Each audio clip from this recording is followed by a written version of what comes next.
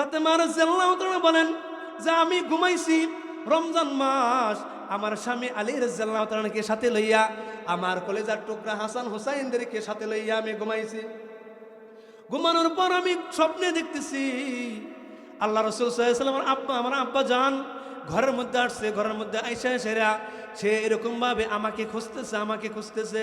তখন আমি এরকম ভাবে ঘুমের মধ্যে বলতেছি, ও আব্বা জান, আপনি কি খুঁজতেছেন, কি তালাশ করেন? আপনি না মারা গেছেন, আপনি না দুনিয়া থেকে চলে গেছেন, আপনি আবার আমার ঘরে কিভাবে আসলেন? আপনি কি খুঁজতেছেন? তখন মুহাম্মদ সাল্লাল্লাহু আলাইহি ওয়াসাল্লাম বললেন, হে ফাতেমা, আমি তোমাকে খুঁজতেছি। তখন এরকম ভাবে লাইট জ্বালানো হলো। তখন আলী রাদিয়াল্লাহু আনহু ঘুমন্ত। তখন মুহাম্মদ সাল্লাল্লাহু আলাইহি ওয়াসাল্লাম এরকম ভাবে ফাতেমা রাদিয়াল্লাহু তাআলার সাথে সাক্ষাৎ করে বললেন, হে ফাতেমা, আমি তোমাকে এরকম ভাবে সুসংবাদ জানানোর জন্য আসছি যে তুমি এরকম ভাবে আজকে রমজান মাস শুরু হয়েছে, তুমি এই যে রাত্রে ঘুমাইছ, ঘুম থেকে ওঠার পর তুমি সাহারি খাবা তোমার স্বামীর সাথে, এবং তুমি দিনের বেলায় এরকম ভাবে ইফতার করবে আমি নবী মুহাম্মদ সাল্লাল্লাহু আলাইহি ওয়াসাল্লামের সাথে জান্নাতের দস্তরখানে। বলেন সুবহানাল্লাহ। আমি আপনাদের সামনে কালামুল্লাহ শরীফ থেকে সূরাতুন নিসার 78 নম্বর আয়াতে কারিমা এবং রাসূল করিম সাল্লাল্লাহু আলাইহি ওয়াসাল্লামের অসংখ্য হাদিস কানে থেকে একটি হাদিস পড়েছি। এর উপরে কিছু কথা বলার জন্য চেষ্টা করব। মা তৌফিক ইল্লা বিল্লাহ। তাহলে কি আপনারা কি সবাই শেষ পর্যন্ত ওয়াজ শুনে যেতে রাজি আছেন তো ইনশাআল্লাহ? তাহলে এমন একটি আয়োজন যে আমরা এরকম ভাবে আয়োজন করছি, আমরা এখানে আসতে পারছি, এই জন্য খুশি নেই বাজার আমরা? আচ্ছা, আলহামদুলিল্লাহ। তো আজকে যে বিষয়ে কথা বলতে চাচ্ছি তা হচ্ছে যে মৃত্যু নিয়ে, যে এই মৃত্যুবরণ করে আমাদের সকলকে দুনিয়া থেকে যেতে হবে, ঠিক কিনা? আল্লাহ রাব্বুল আলামিন সূরাতুজ জারিয়াতের 56 নম্বর আয়াতে কারিমার মধ্যে বলে দিয়েছেন যে আল্লাহ তাআলা আমাদেরকে আপনাদেরকে সকলকে কি জন্য সৃষ্টি করছে সেটা আল্লাহ তাআলা বলে দিয়েছেন। আল্লাহ রাব্বুল আলামিন সূরাতুজ জারিয়াতের 56 নম্বর আয়াতে কারিমার মধ্যে বলেন, বিসমিল্লাহির রহমানির রহিম, কুল বিসমিল্লাহির রহমানির রহিম, ওয়ামা খালাকতুল জিন্না ওয়াল ইনসা ইল্লা লিয়াবুদুন। আল্লাহ রাব্বুল আলামিন বলেন, আমি একমাত্র জিন এবং ইনসান জাতিকে একমাত্র আমার ইবাদতের জন্যই সৃষ্টি করেছি। বলেন সুবহানাল্লাহ। তাহলে আমাদেরকে আপনাদের সকলকে কি জন্য সৃষ্টি করেছে? আল্লাহ রাব্বুল আলামিনের ইবাদতের জন্য সৃষ্টি করেছে। এখন ইবাদত কোন পর্যন্ত করব? মৃত্যু পর্যন্ত, ঠিক কিনা? কিন্তু মৃত্যু কখন আসছে আমাদের জানা নেই, এই জন্য ইবাদত করে যেতে হবে। না এমন যে কিছু করলাম, এখন বসি, আবার যখন মুরব্বী হয়ে যাবো, দাড়ি পাকবো, তখন খালি মসজিদ নিয়ে থাকবো আর মসজিদ ছাড়বো না। এটা কি আসলে সেই পর্যন্ত কি আমি পৌঁছতে পারবো কিনা, হায়াত পাবো কিনা, এটা আমার জানা আছে? জানা নেই। এই জন্য তার আগেই কখন আমার মৃত্যু হয় আমার জানা নেই। এই জন্য মৃত্যুর প্রস্তুতি আমার দুনিয়া থেকে নিয়ে যেতে হবে, ঠিক কিনা? আল্লাহ রাব্বুল আলামিন সূরাতুল আনকাবুতের 57 নম্বর আয়াতে কারিমার মধ্যে বলেন, বিসমিল্লাহির রহমানির রহিম, কুল্লু নাফসিন যায়িকাতুল মাউত সুম্মা ইলাইনা তুরজাউন। আল্লাহ রাব্বুল আলামিন সূরাতুজ জারিয়াত সূরাতুল আনকাবুতের 57 নম্বর আয়াতে কারিমার মধ্যে বলেন যে কুল্লু নাফসিন যায়িকাতুল মাউত, যে প্রত্যেক নফসের মৃত্যু স্বাদ আস্বাদন করতে হবে। সুম্মা ইলাইনা তুরজাউন, অতঃপর তোমাদের সকলকে আমার দিকে প্রত্যাবর্তন করতে হবে। ওইদিকে খেলনা দেই, ওইদিকে কাজ করুক তার, আমরা এইদিকে খেল দেই। হ্যাঁ, তাহলে আল্লাহ তাআলা বলেন কি, প্রত্যেক নফসেরই আল্লাহ তাআলা যত জীব আল্লাহ তাআলা সৃষ্টি করছে সকলকে মৃত্যুবরণ করতে হবে। এই মৃত্যু থেকে কি রায় পাবো না, ঠিক কিনা?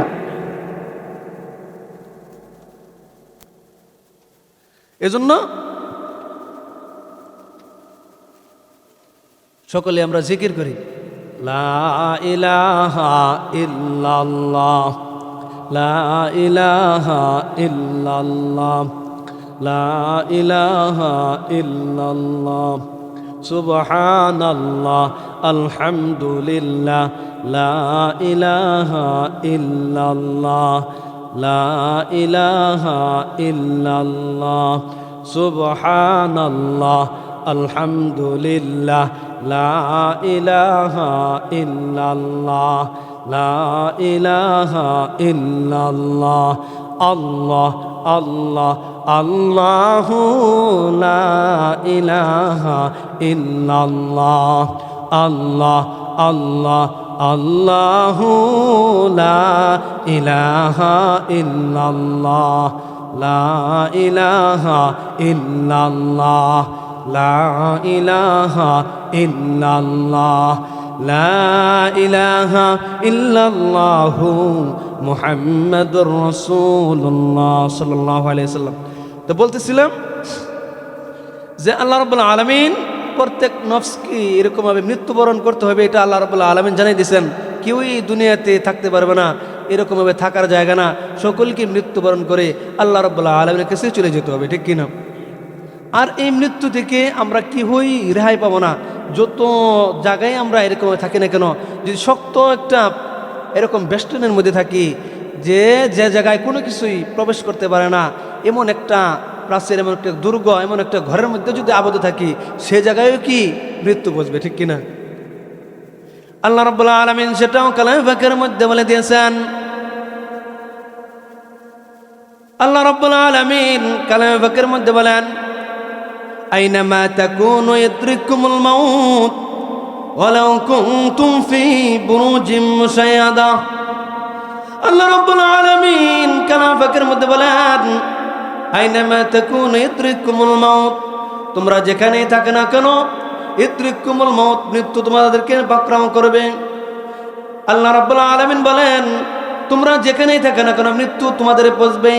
ওয়ালাউ কুনতুম ফি বুরুজিম মুশাইয়াদা, যদিও তোমরা শক্ত একটা দুর্গের মধ্যে থাকো, তারপরেও তোমাদের সেখানে মৃত্যু বসবে, তোমাদের মৃত্যু বসবে, এবং তোমাদের মৃত্যুবরণ করে সকলকেই দুনিয়া থেকে চলে আসতে হবে। আল্লাহ তাআলা জানিয়ে দিলেন, যেখানেই তুমি থাকো না কেন, সেই জায়গায় মৃত্যু পৌঁছবেই। এই জন্য পালানোর কোনো জায়গা নাই, ঠিক কিনা? মৃত্যু কি জিনিস আল্লাহ তাআলা, আল্লাহ রাব্বুল আলামিন সেটাও কালামে পাকের মধ্যে এরকম বলে দিয়েছেন। সূরাতুল জুমার ৮ নম্বর আয়াতের মধ্যে বলে দিয়েছেন যে মৃত্যু কি জিনিস, আর মৃত্যু থেকে মানুষ পলায়ন করে মৃত্যুবরণ করতে চায় না, এটা আল্লাহ তাআলা জানে। এই জন্য তার হাবিব সাল্লাল্লাহু আলাইহি সাল্লাম, মুহাম্মদ সাল্লাল্লাহু আলাইহি সাল্লামকে লক্ষ্য করে দুনিয়াবাসীদেরকে বলে দিতে বলতেছে, হে হাবিব, হে মুহাম্মদ সাল্লাল্লাহু আলাইহি সাল্লাম, আপনি দুনিয়াবাসীদেরকে বলে দিন মৃত্যু কি জিনিস।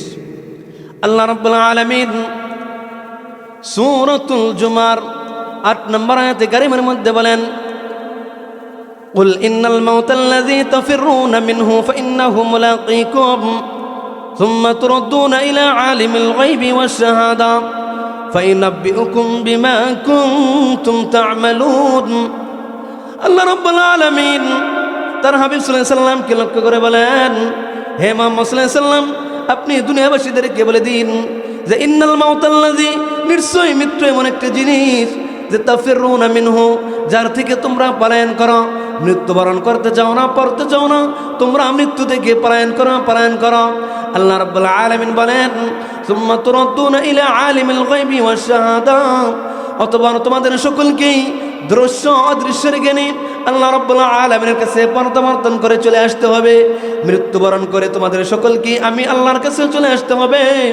এবং আল্লাহ রাব্বুল আলামিন আরো বলেন, ফায়ুনাব্বিউকুম বিমা কুনতুম তা'মালুন, অতঃপর আল্লাহ রাব্বুল আলামিন কাল হাসরের ময়দানে দুনিয়াতে আমি কি নেক আমল করেছি, ভালো করেছি না খারাপ করেছি, সেটা আল্লাহ রাব্বুল আলামিন কাল হাসরের ময়দানে প্রত্যেকটা বান্দা বান্দীদেরকে বলে দিবেন। দেখো তোমার আমলনামা, দেখো তোমার ডান হাতে আমলনামা, তোমার ভালো আমল। আরেকজনকে বলবে, দেখো তোমার বাম হাতে আমলনামা, তোমার দুনিয়াতে তুমি নেক আমল করো নাই, আল্লাহ রাব্বুল আলামিন যেভাবে চলতে বলছে সেইভাবে চলো নাই, এই জন্য তোমাকে বাম হাতে আমলনামা দেওয়া হলো। এইভাবে আল্লাহ রাব্বুল আলামিন এরকমভাবে দুনিয়াতে যে নেক আমল করুক অথবা বদ আমল করুক, সব কিছুই আল্লাহ রাব্বুল আলামিন কাল হাসরের ময়দানে বলে দিবেন। এজন্য সব জানাই দিব, ঠিক কিনা? এই জন্য পালানোর কোনো জায়গা আছে? জায়গা নাই। আল্লাহ রাব্বুল আলামিন সব কিছু বিস্তারিত বলে দিবেন। এবং আল্লাহ রাব্বুল আলামিন আরো বললেন, যখনই আজরাইল আলাইহিস সালাম আমাদের কাছে আসবে, সকলেই আল্লাহ তাআলার কাছে ফরিয়াদ করবে, আল্লাহ একটু সুযোগ দাও, আসলে তো আমি নেক আমল করি নাই, আমি তোমার মতো চলি নাই, এখন আজরাইল আইসা পড়ছে, একটু আমার সুযোগ দাও, আমি শুধু তোমার নেক আমল করবো। আল্লাহ সুযোগ দিব? আল্লাহ তাআলা সেটা বলে দিয়েছেন যে না, সুযোগ দেওয়া হবে না। আল্লাহ রাব্বুল আলামিন বলেন, আল্লাহ রাব্বুল আলামিন সূরাতুল মুনাফিকুনের 10 নম্বর আয়াতে কারিমের মধ্যে বলেন, ওয়ানফিকু মিম্মা রাযাকনাকুম ক্বাবলা আন ইয়াতিয়া আহাদাকুমুল মাউত। আল্লাহ রাব্বুল আলামিন সূরাতুল মুনাফিকুনের 10 নম্বর আয়াতে কারিমের মধ্যে বলেন, ওয়ানফিকু মিম্মা রাযাকনাকুম, আমি তোমাদেরকে যে রিজিক দিয়েছি তার থেকে তোমরা খরচ করো। ক্বাবলা আন ইয়াতিয়া আহাদাকুমুল মাউত, তোমাদের কারো নিকট মৃত্যু আসার পূর্বে, যখন কারো কাছে মৃত্যু আসবে, আজরাইল আলাইহিস সালাম আসবে, তখন সে আল্লাহ রাব্বুল আলামিনের কাছে ফরিয়াদ করে বলবে, ফায়াকুল রব্বি, ও আমার রব, ও আমার প্রতিপালক, ও আমার রব, ফায়াকুল রব্বি লাউলা আখারতানি ইলা আজালিন করিম, ও আল্লাহ তুমি আমাকে একটু সুযোগ দাও না কেন, তুমি আমাকে একটু অবকাশ দাও না কেন, তুমি আমাকে একটু অবকাশ দিলে ফাআসাদদাক ওয়া আকুম মিনাস সালিহিন, আমি বেশি বেশি দান সদকা করতাম, ওয়া আকুম মিনাস সালিহিন, এবং তোমার যে নেককার বান্দা রয়েছে ওই নেককার বান্দাদের দলভুক্ত হয়ে যেতাম, আমি ভালো ভালো নেক আমল করতাম, আমি 5 ওয়াক্ত নামাজ আদায় করতাম, আমি সঠিকভাবে চলতাম, ও আল্লাহ তুমি আমাকে একটু সুযোগ দাও। তখন আল্লাহ রাব্বুল আলামিন বলেন সূরাতুল মুনাফিকুন 11 নম্বর আয়াতে কারিমের মধ্যে বলেন, ওয়ালা ইউআখিরুল্লাহু নাফসান ইযা জাআ আজালুহা, যখন তার নির্দিষ্ট সময় এসে যাবে, মৃত্যুর সময় এসে যাবে, 1 সেকেন্ড আগেও হবে না, 1 সেকেন্ড পরেও হবে না। আল্লাহ তাআলা কয়, হে আজরাইল, ওকে সুযোগ দেওয়া হবে না, তুমি এই মুহূর্তেই তুমি তার জান কবজ করো। ওই যে আল্লাহ তাআলা বলে দেন, ওয়ালা ইউআখিরুল্লাহু নাফসান ইযা জাআ আজালুহা, যখন মৃত্যুর নির্দিষ্ট সময় এসে যাবে, 1 সেকেন্ড আগেও হবে না, পরে হবে না, নির্দিষ্ট সময়ে মৃত্যু এসে যাবে, ওই নির্দিষ্ট সময়ই আজরাইল জান কবজ করে নিয়ে যাবে। এই জন্য সুযোগ দেবে না, এই জন্য ভালো হওয়ার, ঠিক হওয়ার আর কোনো চান্স থাকবে না। এই জন্য এই আজরাইল আসার আগেই আমাকে এরকম সংশোধন হতে হবে, নেক আমল করতে হবে, ঠিক কিনা? তাহলে এই যে এতগুলো আয়াতে কারিমা, এর দ্বারা কি বুঝলাম যে আসলে সকলকে মৃত্যুবরণ করতে হবে, এই মৃত্যু থেকে কে হারায় পাবো না, ঠিক কিনা? এই জন্য কত মানুষের কত বড় বড় আশা, এই যে যারা দুনিয়া থেকে চলে গেছে, কবরের মধ্যে যারা আছে, এদেরও অনেক লম্বা লম্বা আশা ছিল, আমি বাড়ি করব, সন্তানাদিদেরকে মানুষের মতো মানুষ করব, এই করব সেই করব, অনেক আশা, আশা অনেক লম্বা ছিল, কিন্তু তার আগেই যে তার মৃত্যু লেখা হয়েছে সেটা তার জানা ছিল না, ঠিক কিনা? তার আগেই সে দুনিয়া থেকে চলে গেছে। এইভাবে আমাদেরও বড় বড় আশা, ঠিক কিনা? কত লম্বা আশা, এই করব সেই করব, অনেক লম্বা লম্বা আশা, কিন্তু তার আগেই যে আমার মৃত্যু এরকমভাবে লেখা হয়ে গেছে, ফেরেশতারা লিখে ফেলছে, সেটা আমারও জানা নাই, কিন্তু আমি ঘুরতেছি অনেক লম্বা লম্বা আশা নেই, ঠিক কিনা? এই জন্য লম্বা লম্বা আশা করতেছি, কিন্তু তার আগে আমার মৃত্যু, এটা আমার জানা নাই। এই জন্য ভাই ফিরে আসি, এরকমভাবে আল্লাহ তাআলার দিকে ফিরে আসি, এরকমভাবে নেক আমল করে, ঠিক কিনা? একটা হাদিস শোনাবো, লম্বা হাদিস। এই হাদিসের মধ্যে, হাদিসটা হচ্ছে মুসনাদ আহমদের হাদিস, 18,517 নম্বর হাদিসের বর্ণনা। আমার ওয়াজের নিয়ম হচ্ছে কোরআনের আয়াত, অর্থ এবং রেফারেন্স সহকারে কত নম্বর আয়াত, কত নম্বর হাদিস, সব কিছু একে একে বিস্তারিতভাবে সব দলিল সহকারে এরকমভাবে আলোচনা করি। এই জন্য মনোযোগ সহকারে শুনতে হবে, ঠিক না? তাহলে মুসনাদ আহমদের একটা হাদিস বলবো, যে হাদিসটা 18,517 নম্বর হাদিস। এই হাদিসটা বারা ইবনে আজেব, আল্লাহ রাসূল সাল্লাল্লাহু আলাইহি ওয়াসাল্লামের এক সাহাবী, নাম হচ্ছে বারা ইবনে আজেব রাদিয়াল্লাহু তাআলা। এই সাহাবী এই হাদিসটা বর্ণনা করেছেন, অনেক লম্বা হাদিস। এই হাদিসের মধ্যে নিয়ে আসছে যে নেককার মানুষের জান কেমন কবজ হয়, বদকার যে দুনিয়াতে নেক আমল করবে না তার জান কেমন কবজ করবে, নেককার মানুষের কবর কেমন হবে এবং বদকার মানুষের কবর কেমন হবে, এটা এই হাদিসের মধ্যে বিস্তারিতভাবে আমরা যেরকম জানতে পারবো। তাহলে মনোযোগ দিয়ে শুনবো তো ইনশাল্লাহ। عن براء بن عازب رضي الله عنه قال خرجنا مع رسول الله صلى الله عليه وسلم। বারা ইবনে আজব রাদিয়াল্লাহু তাআলা থেকে বর্ণিত, তিনি বলেন যে খরজনা মা রাসূলুল্লাহ সাল্লাল্লাহু আলাইহি ওয়াসাল্লাম, একদিন আমরা কতিপয় সাহাবায়ে কেরাম আল্লাহ রাসূল সাল্লাল্লাহু আলাইহি ওয়াসাল্লামের সাথে বের হলাম। কয় খরজনা, আমরা সাহাবায়ে কেরাম বের হলাম। খরজনা মা রাসূলুল্লাহ সাল্লাল্লাহু আলাইহি ওয়াসাল্লাম ফি জানাজাতি রাজুলিন মিন আনসার, এক আনসারী সাহাবী দুনিয়া থেকে চলে গেছে, মৃত্যুবরণ হয়েছে।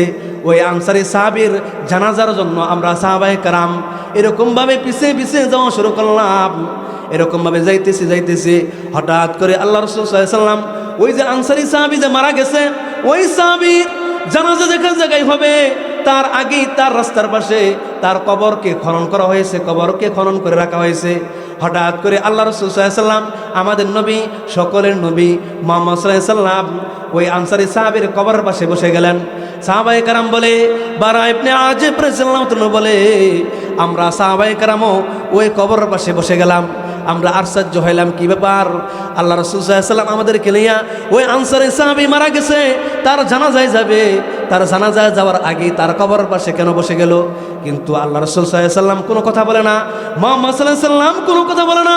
এজন্য আমরাও কোনো কথা বলি না, চুপ করে কবরের পাশে বসে গেছি। হঠাৎ করে আল্লাহ রাসূল সাল্লাল্লাহু আলাইহি ওয়াসাল্লাম উপরের দিকে তাকালেন, আবার নিচের দিকে কবরের দিকে তাকাইয়া আমাদের দিকে লক্ষ্য করে বলে, হে সাহাবায়ে কেরাম, হে সাহাবায়ে কেরাম, ইস্তাঈযু বিল্লাহি মিন আযাবিল কবরি মাররাতাইনি আও সালাস। আল্লাহ রাসূল সাল্লাল্লাহু আলাইহি ওয়াসাল্লাম আমাদের সাহাবায়ে কেরামদেরকে লক্ষ্য করে বললেন, ইস্তাঈযু মিন আযাবিল্লাহি, ইস্তাঈযু বিল্লাহি মিন আযাবিল কবরি মাররাতাইনি আও সালাস। হে সাহাবায়ে কেরাম, তোমরা কবর আযাব থেকে আল্লাহ রাব্বুল আলামিনের কাছে মাফ চাও। হে সাহাবায়ে কেরাম, হে দুনিয়ার মানুষ, তোমরা আল্লাহ রাব্বুল আলামিনের কাছে কবর আযাব থেকে আল্লাহ রাব্বুল আলামিনের কাছে পানাহ চাও। এই কথা আল্লাহ রাসূল সাল্লাল্লাহু আলাইহি ওয়াসাল্লাম মাররাতাইনি আও সালাস, দুইবার অথবা তিনবার বললেন। এই কথা যখন আল্লাহ রাসূল সাল্লাল্লাহু আলাইহি ওয়াসাল্লাম বললেন এবং বললেন, হে জানো জানো সাহাবায়ে কেরাম, এই কবর এমন একটা ঘর যে অন্য হাদিসের মধ্যে আল্লাহ রাসূল সাল্লাল্লাহু আলাইহি ওয়াসাল্লাম বলেন, قال رسول الله صلى الله عليه وسلم القبر روضة من رياض الجنة أو حفرة من حفر النار। আল্লাহ রাসূল সাল্লাল্লাহু আলাইহি ওয়াসাল্লাম বলেন, কবর কারোর জন্য জান্নাতের একটা বাগান, অথবা কবর একটা জাহান্নামের একটা গর্ত কারোর জন্য। আল্লাহ রাসূল সাল্লাল্লাহু আলাইহি ওয়াসাল্লাম বলেন, যে সুন্দরভাবে নেক আমল করবে, দুনিয়াতে সুন্দর করে নেক আমল নিয়ে কবরে যাবে, কবরটা তার জন্য জান্নাতের বাগান হয়ে যাবে। আর যে দুনিয়াতে যেরকম ইচ্ছে ওরকম চলাফেরা করবে, নেক আমল নেওয়া যাবে না, কবর তার জন্য জাহান্নামের একটা গর্ত হয়ে যাবে। এবং আল্লাহ রাসূল সাল্লাল্লাহু আলাইহি ওয়াসাল্লাম বললেন, জানো জানো হে দুনিয়ার মানুষ, জানো কবর মানুষদেরকে প্রতিদিন কি বলে সতর্ক করে, কি বলে সতর্ক করে জানো? আল্লাহ রাসূল সাল্লাল্লাহু আলাইহি ওয়াসাল্লাম বলেন, কবর প্রতিদিন মানুষদেরকে সতর্ক করে বলে, আনা বাইতুত তুরাব, আমি মাটির ঘর, আমার কাছে আসলে তোমরা চিন্তা ভাবনা করে এসো। আনা বাইতুল ওয়াহদা, আমি একাকিত্বের ঘর, আমার কাছে আসলে তোমরা চিন্তা ভাবনা করে এসো। আনা বাইতুত তুত, আমি পোকা মাকড়ের ঘর, আমার কাছে আসলে তোমরা চিন্তা ভাবনা করে আসো। আনা বাইতুল গরাব, আমি অপরিচিত ঘর, আমার কাছে আসলে তোমরা চিন্তা ভাবনা করে আইসো। আমার কাছে নেক এবং আমল যে সুন্দর করে নিয়ে আসবে, সে আমার উত্তম আচরণ দেখতে পারবে, আর যে নেক আমল নিয়ে আসবে না, আমার খারাপ আচরণ সে দেখতে পারবে। এবং আল্লাহ রাসূল সাল্লাল্লাহু আলাইহি ওয়াসাল্লাম বললেন যে এইভাবে কবর মানুষদেরকে সতর্ক করতে থাকে, কিন্তু আমরা কবরের বিষয়ে এরকমভাবে উদাসীন হয়ে করতেছি। কবর হচ্ছে মানুষের প্রথম ঘাঁটি। এই কবর যদি ভালো হয়ে যায়, সমস্ত ঘাঁটি তার জন্য ভালো। আর যদি কবরের মধ্যে কেউ আটকে যায়, তাহলে সমস্ত পরবর্তী সব ঘাটির মধ্যে আটকে যাবে। এই জন্য কবরের আযাব থেকে আল্লাহ তাআলার কাছে পানাহ চাও। আল্লাহ রাসূল সাল্লাল্লাহু আলাইহি ওয়াসাল্লাম কিন্তু এই হাদিসটা এখনো বলতেছে। সাহাবায়ে কেরামদেরকে লক্ষ্য করে বলে, হে সাহাবায়ে কেরাম, জানো এই যে কবর, এই কবরের মধ্যে যখন ওই একটা মানুষ, নেককার মানুষ যখন দুনিয়াতে এরকমভাবে চলে যায়, তখন তার বিদায়টা কেমন হয় তোমরা জানো?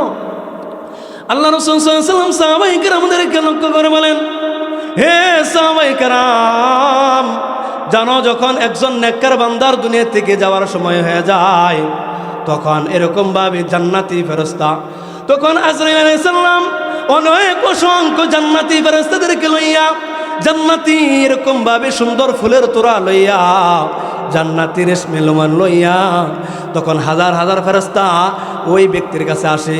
ওই ব্যক্তি যত দূরত্ব তাকায়, দুই সাইডে এরকমভাবে লাইন ধরে ওই ফেরেশতা দাঁড়ায় যায়। এরকমভাবে আজরাইল আলাইহিস সালাম এরকমভাবে জান্নাতি রেশমি রুমাল লইয়া তার ডান পাশে এরকমভাবে বসে যায়। বসে যাওয়ার পর আজরাইল আলাইহিস সালাম ওই ব্যক্তির আত্মাকে সম্বোধন করে বলে, ইয়া আইয়াতুহান নাফসুল মুতমাইন্না, হে পবিত্র আত্মা, ইরজিই ইলা রাব্বিকি রাদিয়াতাম মারদিয়া, হে পবিত্র আত্মা তুই বের হয়ে আস এমত অবস্থায় যে রাদিয়াতাম মারদিয়া, যে তোর রব তোর প্রতি সন্তুষ্ট এবং তুইও তোর রবের প্রতি সন্তুষ্ট। তার কারণ হচ্ছে তোকে যেইভাবে চলার জন্য বলা হয়েছিল সেইভাবে তুই দুনিয়াতে চলছস। এই জন্য তুই এরকমভাবে তোর প্রতি তোর রব সন্তুষ্ট, তোর মাওলা পাক সন্তুষ্ট, এবং তুইও দেখতে পাবি তোর জন্য আল্লাহ তাআলা যা ওয়াদা করে রাখছিল সব কিছু তোর জন্য প্রস্তুত করে রাখছে। এই জন্য তুইও এরকমভাবে সন্তুষ্ট হয়ে যাবি। এই জন্য এরকমভাবে সন্তুষ্ট চিত্তে তুই এই দেহ থেকে বেরো হয়ে আস, বেরো হয়ে আস। যখন এই কথা এরকমভাবে আত্মাকে বলে, আত্মাকে সম্বোধন করে রাখতে থাকে, তখন আত্মাটা এত সুন্দরভাবে ওই ব্যক্তি থেকে বের হয়ে আসে। ওই ব্যক্তির নেককার বান্দার আত্মা এরকমভাবে দেহ থেকে বের হয়ে আসে। আল্লাহ রাসূল সাল্লাল্লাহু আলাইহি ওয়াসাল্লাম বলেন যে একটা পেয়ালার মধ্যে যদি যেরকম 2-3 ফোঁটা পানি থাকে, ওই পানিটা কাজ করলে যেরকম অনায়াসে পড়ে যায়, ওইরকমভাবে অনায়াসে ওই আত্মাটা সহজে এরকমভাবে তার দেহ থেকে বের হয়ে আসে। বলেন সুবহানাল্লাহ। এইভাবে সুন্দরভাবে আত্মাটা বের হয়ে আসে। আল্লাহ রাসূল সাল্লাল্লাহু আলাইহি ওয়াসাল্লাম বলেন যে একটা বাচ্চা যেরকমভাবে মায়ের স্তনের মধ্যে দিলে সে সুন্দরভাবে দুধ খাইতে খাইতে ঘুম যায়, ওই ব্যক্তির এরকম ঘুম যায়, ওই ব্যক্তির এরকম মারা যায়। বলেন সুবহানাল্লাহ। এমন উত্তম এরকম মৃত্যু। মনোযোগ দিয়ে শুনতেছে তো ইনশাল্লাহ? তো আল্লাহ রাসূল সাল্লাল্লাহু আলাইহি ওয়াসাল্লাম বলে যখন এরকম আত্মাটা বের করে, ওই আত্মাটা বের করার সাথে সাথে তখন ওই আত্মাটা জান্নাতি যে রেশমি রুমাল নিয়ে আসছিল, ওই রেশমি রুমাল এইভাবে সুন্দর করে রেশমি রুমালটা এইভাবে পেঁচায়, সুন্দর করে আত্মাটা নিয়ে এইভাবে রেশমির জান্নাতের রেশমির মধ্যে লাগাইয়া এরকম মেশকো আম্বরের গ্রান সুন্দরভাবে লাগাইয়া এইভাবে সুন্দর করে মোড়াইয়া সুন্দর করে এরকম আসমানের দিকে রওনা শুরু করে। বলেন সুবহান। আল্লাহ রাসূল সাল্লাল্লাহু আলাইহি ওয়াসাল্লাম বলেন যখন ওই আজরাইল আলাইহিস সালাম ওই জান্নাতি ব্যক্তির ওই নেককার বান্দার আত্মাকে উপরে নিয়ে যায়, তখন সমস্ত ফেরেশতারা তাকে স্বাগত জানাইতে থাকে, স্বাগত জানাইতে থাকে। আর অন্য অন্য সমস্ত ফেরেশতারা বলে, ওগো আল্লাহ, এটা কার আত্মা কোথায় নিয়ে যাওয়া হইতেছে? হে আজরাইল, তুমি কি নিয়ে যাইতেছ? এর সুগ্রানে আমরা পাগল হয়ে যাইতেছি, এটা কি নিয়ে যাইতেছ? তখন বলে আজরাইল বলে, ফলান ইবনে ফলান, অমকের ছেলে অমক, অমক গ্রামের আজকে মারা গেছে, সে নেককার ছিল, এই জন্য আজকে সে দুনিয়া থেকে চলে গেছে, তার আত্মা থেকে এই সুগ্রাণ বইতেছে। বলেন সুবহানাল্লাহ। কই তার আত্মা থেকে এই সুন্দর গ্রাণ বের হইতেছে। তখন আজরাইল আলাইহিস সালাম ওই নেককার বান্দার আত্মাকে আসমানের দিকে নিয়ে যায়। প্রথম আসমান পাড়ি দেয়, দ্বিতীয় আসমান, তৃতীয় আসমান, এভাবে 7 আসমান পাড়ি দিয়া উপরে নিয়ে যায়। তখন আল্লাহ রাব্বুল আলামিন বলে, হে আজরাইল, আজরাইল, আমার নেককার বান্দার আত্মার নেক আমলকে তুমি কি করো? ইল্লিয়িনের মধ্যে রেখে দাও। বলেন সুবহানাল্লাহ। ইল্লিয়িন হচ্ছে একটা নেককার বান্দার জগৎ, যে জায়গায় নেককার বান্দার আত্মার সুন্দর নেক আমলকে রাখা হয়। ওই সেই ইল্লিয়িনের মধ্যে ওই নেককার বান্দার আত্মার যত নেক আমল আছে ওই ইল্লিয়িনের মধ্যে রেখে দেয়। এদিকে বলে, যাও যাও, এইরকমভাবে এই আত্মাকে ওই ব্যক্তির দেহ কবরের মধ্যে পৌঁছায় দাও। এইদিকে আমরা কি করি? ওই ব্যক্তি সুন্দর করিয়া গোসল করাইয়া, কাফন দাফন পরাইয়া, জানাজা পরাইয়া কবরের মধ্যে রাখি। ওই ব্যক্তির কবরের ওই জানাজার মধ্যে হাজার হাজার রহমতের ফেরেশতা, জান্নাতের ফেরেশতা অংশগ্রহণ করে। অংশগ্রহণ করার পর যখন কবরের মধ্যে রাখে, কবরের মধ্যে রাইখা দাফন করে যখন চলে আসে, তখন ওই আজরাইল আবার আইসা ওই রকমভাবে তার দেহর মধ্যে ওই আত্মাকে ঢুকাই দেয়। বলেন সুবহানাল্লাহ। আত্মাকে সুন্দর করে দেহর মধ্যে ঢুকাই দেয়। ঢুকাই দেওয়ার পর তখন ওই যে কবরের মধ্যে ফেরেশতা আছে 2 জন, হ্যাঁ, মুনকার নাকির 2 জন ফেরেশতা, ওই 2 জন ফেরেশতা সুন্দরভাবে ওই ব্যক্তিকে বসায়। বসানোর পরে এরকম প্রশ্ন করা শুরু করে। তখন মুনকার নাকির ওই ব্যক্তিকে প্রশ্ন করে, মান রব্বুকা, তোমার রব কে? তখন ওই ব্যক্তি বলে, রব্বি আল্লাহ, আমার রব হচ্ছে আল্লাহ। তখন আবার বলে, মা দিনুকা, তোমার দিন কি? তখন সে বলে, দিনিয়াল ইসলাম, আমার দিন হচ্ছে ইসলাম। আবার বলে, মান হাজার রজুল, এই ব্যক্তিকে বুইসা ফিকুম, যাকে তোমাদের নিকটে প্রেরণ করা হয়েছিল। তখন ওই ব্যক্তি বলে, হাদার রাসূল মুহাম্মদ সাল্লাল্লাহু আলাইহি ওয়াসাল্লাম। বলেন সুবহানাল্লাহ। তখন সুন্দরভাবে বলে, ইনি হচ্ছে আমাদের নবী, বিশ্ব নবী, সরকারে দো আলম মুহাম্মদ সাল্লাল্লাহু আলাইহি সাল্লাম। যখন এই 3টা উত্তর সুন্দরভাবে দেয়া দেয়, তখন আল্লাহ রাব্বুল আলামিন ওই মুনকার নাকির ফেরেশতাদেরকে ডাকতে বলে, হে ফেরেশতারা আমার বান্দা সত্য বলেছে, সত্য বলেছে, সত্য বলেছে। এই জান্নাতি ফেরেশতারা আবার জান্নাতি ফেরেশতাদেরকে হুকুম দেয় আল্লাহ রাব্বুল আলামিন, এই জান্নাতি ফেরেশতারা যাও যাও আমার এই বান্দার কবরের মধ্যে যাও। এরকম ভাবে জান্নাতি ফেরেশতাদেরকে হুকুম দেয়, হে জান্নাতি ফেরেশতারা কি করো, আলবিসুহু মিনাল জান্নাহ ওয়া আফরিশুহু মিনাল জান্নাহ। আমার এই জান্নাতি বান্দার, আমার এই জান্নাতি বান্দার বিছানা তুমি আফলিসু মিনাল জান্নাহ, জান্নাতি বিছানা তুমি বিছিয়ে দাও। ওয়া আলবিসুহু মিনাল জান্নাহ, এবং জান্নাতি পোশাক পরিধান করে দাও, এবং জান্নাতের সাথে একটা কালেকশন করে দাও। জান্নাতের আবহাওয়া, জান্নাতের নাচ নেয়ামত যেন তার কবরের মধ্যে আসতে থাকে। তখন জান্নাতের সাথে যখন কালেকশন করে দেয়, তখন ওই জান্নাতি ব্যক্তি জান্নাত দেখতে পায়, জান্নাত দেখতে পায়। দেখে জান্নাতের মধ্যে হুর গালমানরা সুন্দর নাচতেছে, গাইতেছে। এটা দেখে ওই জান্নাতি ব্যক্তি পাগল হয়ে যায়। ওই ব্যক্তি ওই জান্নাতের মধ্যে যাওয়ার জন্য এরকম ভাবে পাগল পারা হয়ে যায়। তখন আল্লাহ রাব্বুল আলামিন ডাক দিয়ে বলে, হে আমার প্রিয় বান্দা, থাম থাম, এখনো তোর ওই জান্নাতের মধ্যে যাওয়ার সময় হয় নাই। এই জান্নাতটা তোর জন্যই সৃষ্টি করা হয়েছে, তুই আরামে ঘুম যা, ঘুম যা। কিয়ামতের দিন যখন ইসরাঈল আলাইহিস সালাম সিংহায় ফুঁক দিবে, সিংহায় ফুঁক দেওয়ার সাথে সাথে কবর থেকে এই হুরগালমানরাই তোকে ডাক দিয়ে উঠাবে, আর এই জান্নাতের মধ্যেই তুই থাকবি। এই জন্য তুই কিয়ামত পর্যন্ত আরামে ঘুম যা। বলেন সুবহানাল্লাহ। তখন ওই ব্যক্তি সুন্দর করে ওই জান্নাতের বিছনায়, জান্নাতের পোশাকে, জান্নাতের আবহাওয়া তার আসতে থাকে, আরামে ঘুম যায়। বলেন সুবহানাল্লাহ। এই হচ্ছে নেককার বান্দার এইভাবে জান কবজ হয় এবং তার কবরটা এত সুন্দর হয়। এখন শুনি, হাদিস কিন্তু এখনো শেষ হয় নাই। সে হাদিস সাহাবায়ে কেরামদেরকে শুনাইতেছে। আল্লাহ রাসূল সাল্লাল্লাহু আলাইহি ওয়াসাল্লাম বলেন, জানো এটা হচ্ছে নেককার বান্দার মুআমালা। যে বদকার, যে এরকম বেনামাজি, এরকমভাবে দুনিয়াতে নেক আমল করে নাই, মনে যা আছে তাই করছে, সুদে ঘুষে সব খাইছে, হ্যাঁ, হালাল হারামের কোনো তমিজ করে নাই, আল্লাহর হুকুমের কোনো তমিজ করে নাই, নিজের ডাক দেয়।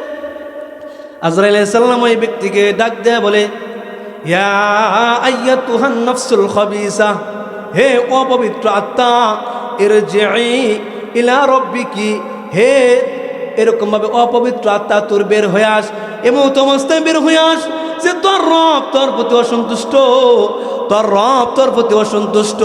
এমত অবস্থায় তুই এই দেহ থেকে বের হয়ে আস। কিন্তু ওই আত্মা বের হতে চায় না। জোরে জবাব যখন ধমক দেয়, তখন পা থেকে মাথা পর্যন্ত ওই আত্মা ছুটাছুটি করে, কিন্তু তারপরেও জোর করে এরকমভাবে ওই আত্মাকে বের করে। আল্লাহ রাসূল সাল্লাল্লাহু আলাইহি ওয়াসাল্লাম বলে দিয়েছেন যে একজন বদকার ব্যক্তির জান কিভাবে কবজ করা হয় তোমরা জানো? কয়েকটা ছাগল জবাই না কইরা চামড়া খাওয়াইলে কয়েক কেরম কষ্ট হয়, তার চাইতেও এরকমভাবে কোটি কোটি গুণ বেশি কষ্ট হয়। এইভাবে এরকমভাবে ওই ব্যক্তির দেহ থেকে আত্মাকে বের করে, বের করার পর ওই আত্মাকে এরকমভাবে দুর্গন্ধ একটা চটার মধ্যে নেয়, নিয়ে আসে এরকম নেওয়া যাওয়া শুরু করে। তখন সকলে নাক ধরে আর বলে, কার আত্মা তোমরা কোথায় নিয়ে যাইতেছ? হ্যাঁ, দুর্গন্ধর চোটে আমরা থাকতে পারতেছি না। তখন আজরাইল সাল্লাম বলে যে ফুলান ইবনে ফুলান, অমকের ছেলে অমক দুনিয়া থেকে এরকমভাবে চলে গেছে। সে বদকার ছিল, সে দুনিয়াতে নেক আমল করে নাই, এই জন্য তার আত্মা থেকে এরকম দুর্গন্ধ ছুটতেছে। বলেন নাউযুবিল্লাহ। ওই বদকার বান্দার আত্মা থেকে এইভাবে দুর্গন্ধ শুরু করে। তারপরে ওই আত্মাকে উপরের দিকে নেওয়া দেওয়া শুরু করে, প্রথম আসমানের কাছাকাছি নিয়ে যায়। তখন আল্লাহ রাব্বুল আলামিন ডাক দিয়ে বলে, হে আজরাইল, ওই আত্মা উপরে নিয়ে আসার কোনো দরকার নাই, নয় আসার দরকার নাই, থামো থামো থামো, তুমি এই আত্মাকে তুমি 7 তবক জমিনে নিয়ে যাও। 7 তবক জমিনের নিচে যায় সেইরা সিজ্জিনের মধ্যে রেখে দাও। সিজ্জিন হচ্ছে একটা জাহান্নামী বান্দার বদ আমল রাখার একটা এরকম জগৎ। ওই সিজ্জিন নামক জগতের মধ্যে এই ব্যক্তির বদ আমলকে রেখে দাও। বলেন নাউযুবিল্লাহ। ওই বদ আমলগুনা সিজ্জিনের মধ্যে রেখে দাও, সিজ্জিনের মধ্যে রাখে। আবার এখনকার আত্মাকে ওই ব্যক্তির দেহের মধ্যে ঢুকাই দাও। তখন এই যে জানাজার মধ্যে অংশগ্রহণ করতেছে, ওই জানাজার মধ্যেও জাহান্নামী ফেরেশতারা উপস্থিত হয়। উপস্থিত হইয়া ওই ব্যক্তিকে যখন দাফন কইরা এরকম চলে আসে, মুনকার নাকির বসায়া তাকেও প্রশ্ন করে, কিন্তু সে উত্তর দিতে পারে না। আল্লাহ রাসূল সাল্লাল্লাহু আলাইহি ওয়াসাল্লাম বলেন, ওই বদকার ব্যক্তির যখন দেহের মধ্যে আত্মাকে ঢুকাই দেওয়া হয়, তখন ওই ব্যক্তিকে ও 3টা প্রশ্ন করে, মান রব্বুকা, তোমার রবকে? তখন এই ব্যক্তি বলে হা হা লা আদ্রি, আমি জানি না, আমি জানি না। আবার বলে মা দিনুকা, তোমার দিন কি? তখন ওই বদকার বান্দা বলে হা হা লা আদ্রি, আমি জানি না। আবার যখন প্রশ্ন করে মান হাদার রাজুল বুইসা ফীকুম, ওই ব্যক্তিকে যাকে তোমাদের নিকট প্রেরণ করা হয়েছিল, তখন ওই ব্যক্তি বলে হা হা লা আদ্রি, আমি জানি না। তখন এই ব্যক্তি উত্তর দিতে পারে না। তখন আল্লাহ রাব্বুল আলামিন ডাক দে বলে হে মুনকার নাকির ফেরেশতা, আমার বান্দা মিথ্যা বলেছে, মিথ্যা বলেছে, মিথ্যা বলেছে, তোরা সরে যা, সরে যা। তখন এরকম ভাবে জাহান্নামী ফেরেশতাদেরকে আল্লাহ রাব্বুল আলামিন অর্ডার করে, হে জাহান্নামী ফেরেশতারা, তোরা যা যা যা, আমার এই জাহান্নামী এরকম বান্দার কি কাজ, আলবিসুহু মিনান নার আফরিসুহু মিনান নার, আমার এই বদকার বান্দার এরকম ভাবে জাহান্নামী বিছনা বিছায়ে দে, জাহান্নামী পোশাক পরিধান করায় দে, আর এই জাহান্নামের সাথে এই বান্দার কবরের সাথে একটা লাইন করে দে, যেন তার কবরের মধ্যে জাহান্নাম থেকে এরকম ভাবে আগুন আযাব আসতে থাকে। বলেন নাউযুবিল্লাহ। এইভাবে তার কবরের মধ্যে আযাব হইতেই থাকে, কিয়ামত পর্যন্ত হইতেই থাকবে। আল্লাহ রাসূল সাল্লাল্লাহু আলাইহি ওয়াসাল্লাম বলেন, যখন জানো জানো জানো বদকার ব্যক্তির মধ্যে বেনামাজিকে যখন কবর রাখা হয়, বেনামাজিকে 3 ধরনের শাস্তি দেওয়া হয়, 3 ধরনের শাস্তি দেওয়া হয়। আল্লাহ রাসূল সাল্লাল্লাহু আলাইহি ওয়াসাল্লাম বলেন, বদকার বান্দাকে কবরের মধ্যে 3 ধরনের শাস্তি দেওয়া হয়। 1 নাম্বার হচ্ছে যে কবর 2 পাশে এরকম ভাবে চাপ দেয়, কয় 2 পাশে এমনভাবে ওই ব্যক্তিকে চাপ দেয়, আল্লাহ রাসূল সাল্লাল্লাহু আলাইহি ওয়াসাল্লাম বলেন 1 পাজরের হাড় আরেক পাজরের মধ্যে ঢুকে যায়, সে চিৎকার পাতে থাকে, চিৎকার পাতে থাকে। এইভাবে কবর বারবার তাকে এরকমভাবে চাপ দেয়, আবার সরে যায়, চাপ দেয়, এইভাবে তাকে শাস্তি দিতে থাকে। আল্লাহ রাসূল সাল্লাল্লাহু আলাইহি ওয়াসাল্লাম বলেন যে বেনামাজি হবে, বেনামাজিকে এইভাবে কবর এরকম চাপ দিতে থাকবে। এটা হচ্ছে 1 নাম্বার শাস্তি। 2 নাম্বার শাস্তি হচ্ছে বদকার ব্যক্তি যদি বেনামাজি হয়, ওই বেনামাজিকে এরকমভাবে তার কবরের মধ্যে 99টা সাপ এসে যায়, সাপ এসে যায়। কয় সাপ এমন বিষাদর সাপ, ওই সাপ যদি দুনিয়াতে এরকম নিঃশ্বাস ফেলতো, দুনিয়াতে কোনো তরলতা কোনো কিছুই হতো না, এমন বিষাক্ত। এবং আল্লাহ রাসূল সাল্লাল্লাহু আলাইহি ওয়াসাল্লাম বলেন ওই সাপের নখ এত বড়, ওই 1 দিনের পথ হবে ওই সাপের নখ। এই সাপ দংশন করলে 70 হাত এরকমভাবে মাটির নিচে চলে যায়, আবার সাপ ওই নরল দিয়ে আবার উঠায়। এইভাবে ওই ব্যক্তি এরকমভাবে ওই সাপ বলতে থাকে, ফজরের নামাজ নষ্ট করার দরুন আমি যখন পর্যন্ত তোকে দংশন করব, জোহরের নামাজ নষ্ট করার দরুন তোকে আসর পর্যন্ত দংশন করে থাকব। এইভাবে একে একে ওই সাপ ওই বেনামাজিকে দংশন করে থাকে। বলেন নাউযুবিল্লাহ। বেনামাজিকে এইভাবে সাপ দংশন করে থাকে। 3 নাম্বার শাস্তি হচ্ছে ওই কবরের মধ্যে একজন ফেরেশতা হাতুড়ি লইয়া এইভাবে দাঁড়ায় আছে। ওই হাতুড়ি দিয়া ওই হাতুড়িটা এমন ওজনের, ওই জিন ইনসান, দুনিয়ার সমস্ত জিন ইনসান তাকে শূন্য করতে পারবো না, এমন ওজনদার। এরকমভাবে হাতুড়ি দিয়া তাকে আঘাত করে ওই 70 গজ 70 হাত মাটির নিচে চলে যায়, আবার তাকে ওঠানো হয়। এইভাবে বেনামাজিকে কবরের মধ্যে শাস্তি দেওয়া হয়। বলেন নাউযুবিল্লাহ। এইভাবে বেনামাজির শাস্তি হয়। এই জন্য একটু চিন্তা করা দরকার, হায় রে এটা তো সামনে, এই জন্য আমরা নামাজ যারা পড়তেছি না, আমাদের নামাজ পড়া দরকার আছে না নাই? আছে। এইভাবে নেককার বান্দার বদকার বান্দার জান এইভাবে কবজ হয়। এইভাবে এরকমভাবে দুনিয়ার থেকে এরকমভাবে যাওয়ার সময় নেককার বান্দা এবং বদকার বান্দার এরকম মহাবালা চলতে থাকে।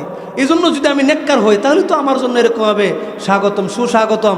আর যদি বদকার মধ্যে উপরে যাই তাহলে আমার উপায় নাই, ঠিক কিনা? এই জন্য আল্লাহ রাসূল সাল্লাল্লাহু আলাইহি ওয়াসাল্লামের যখন দুনিয়া থেকে চলে যাবে, তার আগ মুহূর্তে তার কী রকম অবস্থা হয়েছে সেটা এরকম হাদিসে বাকের মধ্যে নিয়ে আসছে। যে বুখারী শরীফের 6285 নম্বর হাদিসের বর্ণনা। এই হাদিসটা বর্ণনা করেছে তার সহধর্মিণী আমাদের আম্মাজান আয়েশা সিদ্দিকা রাদিয়াল্লাহু তাআলা আনহা। কে বর্ণনা করেছেন? আয়েশা সিদ্দিকা রাদিয়াল্লাহু তাআলা আনহা। আয়েশা সিদ্দিকা রাদিয়াল্লাহু তাআলা আনহা থেকে বর্ণিত, তিনি বলেন আমাদের নবী মুহাম্মদ সাল্লাল্লাহু আলাইহি ওয়াসাল্লাম যখন দুনিয়া থেকে চলে যাওয়ার সময় হয়ে গেছে, তখন আমরা সমস্ত স্ত্রীরাই, আমার যতগুলো স্ত্রী রয়েছে সকল স্ত্রীরাই আল্লাহ রাসূল সাল্লাল্লাহু আলাইহি ওয়াসাল্লামের পাশে আমরা সকলেই বসা। হঠাৎ করে কিছুক্ষণ পর তার কলিজার টুকরা ফাতেমা রাদিয়াল্লাহু তাআলা আনহা পায়ে হেঁটে হেঁটে চলে আসলেন। আয়েশা সিদ্দিকা রাদিয়াল্লাহু তাআলা বলেন, আল্লাহর কসম, ফাতেমা রাদিয়াল্লাহু তাআলার হাঁটা আর আমার নবীর হাঁটা একই রকম। বলেন সুবহানাল্লাহ। বলল, তখন আবার হাসতেছেন। আল্লাহ রাসূল সাল্লাল্লাহু আলাইহি ওয়াসাল্লাম কি বললেন? তখন ফাতেমা রাদিয়াল্লাহু তাআলা বলেন, না না, বলা যাবে না, বলা যাবে না, এটা বলা নিষেধ। বলল না, কয় যে বলা নিষেধ। আল্লাহ রাসূল সাল্লাল্লাহু আলাইহি ওয়াসাল্লাম বলতে নিষেধ করছে। তখন যখন দুনিয়ার থেকে আল্লাহ রাসূল সাল্লাল্লাহু আলাইহি ওয়াসাল্লাম চলে গেলেন, না আরও অনেক লম্বা কাহিনী, কীভাবে আজরাইল আসলো, কীভাবে তার জান কবজ হলো, এগুলো বর্ণনা করতে গেলে এটা আরেক হাদিস, বলতে গেলে আরও অনেক সময়ের প্রয়োজন। দেখি এইদিকে এই হাদিসটা শেষ করে আরেকটা হাদিস আছে এটার সাথে শেষ করে তারপরে যদি ওটা বলা যায় বলবো ইনশাআল্লাহ। যখন আল্লাহ রাসূল সাল্লাল্লাহু আলাইহি ওয়াসাল্লাম দুনিয়া থেকে এরকম চলে গেলেন, চলে যাওয়ার পরে তখন আয়েশা সিদ্দিকা রাদিয়াল্লাহু আনহা বললেন, হে ফাতেমা, আমি তোমাকে কসম দিয়ে বলতেছি, আমার ওইটা খুব জানতে ইচ্ছা। ওইটা যখন তখন নিষেধ ছিল, এখন কি বলা যাবে না? এখন আপনি বলেন, কি জন্য আপনি প্রথমবার কানে কানে কথা বললো, আপনি কাঁদলেন, আবার দ্বিতীয়বার কথা বললো হাসলেন, এটা কি জন্য? এটা রহস্য কি? এটা বললে ভালো হতো। এখন এরকমভাবে ফাতেমা রাদিয়াল্লাহু আনহা বলেন, হ্যাঁ এখন বলা যাবে, এখন বলার সময় হয়েছে, এখন নিষেধ নাই। তখন আল্লাহ রাসূল সাল্লাল্লাহু আলাইহি ওয়াসাল্লাম নিষেধ করছেন, এখন বলা যাবে, এখন আমি বলতেছি, শুনেন। বলেন সুবহানাল্লাহ। ফাতেমা রাদিয়াল্লাহু তাআলা বললেন যে আল্লাহ রাসূল সাল্লাল্লাহু আলাইহি ওয়াসাল্লাম যখন কানে কানে প্রথম কথা বললেন, প্রথম যে কথাটা ছিল তা হলো, আমাকে বললেন, হে ফাতেমা, আমার কলিজার টুকরা, জিবরাইল আলাইহিস সালাম প্রতি বছর আমাকে পুরা কোরআন শরীফ আমাকে শোনায় যায়, কিন্তু এই বছর কিছুদিন আগে, কয়েকদিন আগে এরকমভাবে জিবরাইল আলাইহিস সালাম পুরা কোরআনকে আমাকে 2 বার শোনাইছে এবং বলছে আপনার দুনিয়া থেকে চলে যাওয়ার সময় হয়ে গেছে। হে ফাতেমা, আমি মনে হয় বেশি দিন বাঁচব না, দুনিয়া থেকে চলে যাব, এই জন্য তুমি তাকওয়া অবলম্বন করো, তুমি ভালো করে চলো, ভালো করে নেক আমল করো এবং তুমি বিপদের মধ্যে ধৈর্য ধারণ করো। 2টা উপদেশ দিলেন। এই জন্য এই কথা বলার সাথে সাথে আমি কান্না শুরু করে দিলাম। কিন্তু আমি বলি নাই, যদি বলি তোমরা সমস্ত স্ত্রীরা কান্নার একটা রোল পড়ে যাবে, সকালে কান্নাকাটি শুরু করে দেবে। এই জন্য আমাকে বলতে নিষেধ করছে, এই জন্য আমি কান্নাকাটি শুরু করে দিছি। বললেন, তাহলে আপনি হাসলেন? কই দ্বিতীয়বার বললেন, যখন আমি কান্নাকাটি করতেছি তখন আমার আব্বাজান মুহাম্মদ সাল্লাল্লাহু আলাইহি ওয়াসাল্লাম আমাকে ডাক দিয়ে বললেন, হে ফাতেমা, শোনো শোনো, তোমাকে এইমাত্র জিবরাইল আসছিল, জিবরাইল আইসা তোমাকে জান্নাতের সর্দারনি, জান্নাতের রমণীদের মধ্যে তুমি হবা সর্দারনি, তুমি হবা রানী, এইটা সুসংবাদ দিয়ে গেলে। বলেন সুবহানাল্লাহ। এবং সর্বপ্রথম আমি দুনিয়া থেকে চলে যাওয়ার পর সর্বপ্রথম তুমি আমার সাথে সাক্ষাৎ করবে, অল্প কিছু কোনো দিনের মধ্যেই তুমি এরকমভাবে আমার সাথে সাক্ষাৎ করবে। এই জন্য এই কথা শুনে আমি মুস্কি হাসলাম। বলেন সুবহানাল্লাহ। এই কথা বলে আমি যেহেতু তাড়াতাড়ি আমার আব্বাজানের সাথে আমি সাক্ষাৎ করবো, এই জন্য আমি হাসলাম, আর আমাকে জান্নাতের রমণীর সর্দার হুম এই সুসংবাদ দিছে, এই জন্য আমি হাসছি। তখন আল্লাহ রাসূল সাল্লাল্লাহু আলাইহি ওয়াসাল্লাম দুনিয়া থেকে যাওয়ার পর মাত্র 5-6 মাস জীবিত ছিলেন ফাতেমা রাদিয়াল্লাহু তাআলা। কয়েক কিছুদিন যাওয়ার পর আল্লাহ রাসূল সাল্লাল্লাহু আলাইহি ওয়াসাল্লাম এরকমভাবে স্বপ্নে যুগে দেখা ফাতেমা রাদিয়াল্লাহু তাআলা বলেন যে আমি ঘুমাইছি রমজান মাস, আমার স্বামী আলী রাদিয়াল্লাহু তাআলাকে সাথে লইয়া, আমার কলেজার টুকরা হাসান হুসাইনদেরকে সাথে লইয়া আমি ঘুমাইছি।